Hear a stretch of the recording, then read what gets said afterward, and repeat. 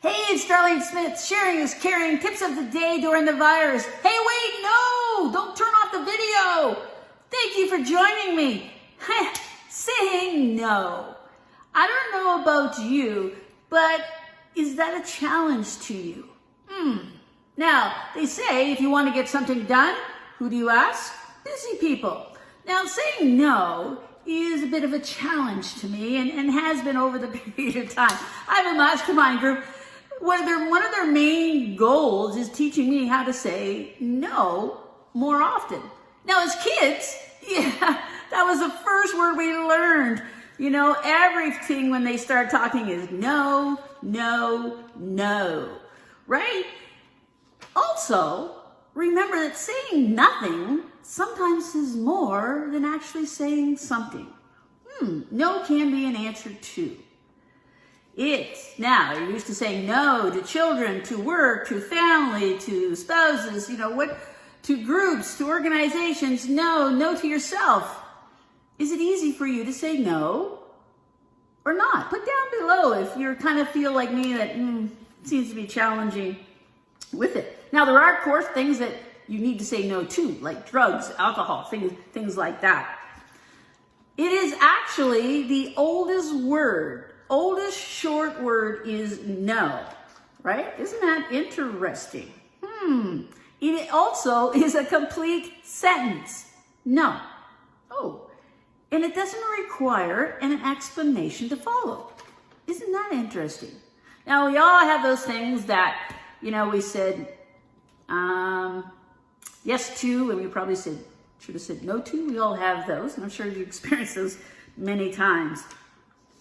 There's some great quotes about no. Bill Crawford, one key to successful relationships is learning to say no without guilt so that you can say yes without resentment. I thought that was really cool, right? And sometimes, we don't want to say no because we're going to feel guilty. How do we do that? This is anonymous, but I think I love this, and you might too, right?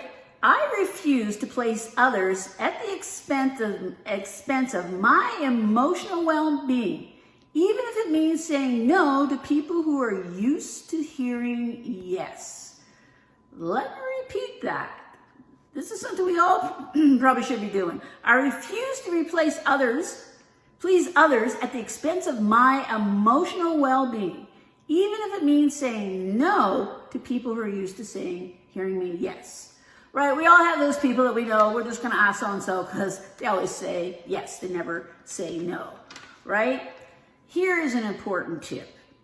Give yourself the permission to say no to anything that makes you unhappy or drains your energy, right? Caring is sharing. Self-care is so important. And sometimes we should say no because it's the best for us, but we don't because we're not used to saying no. We're only saying yes. We feel guilty because if we say no, we're going to feel guilty. Yes, we're going to feel let the people down, but even though it's going to drain us. Well, that was a lot there.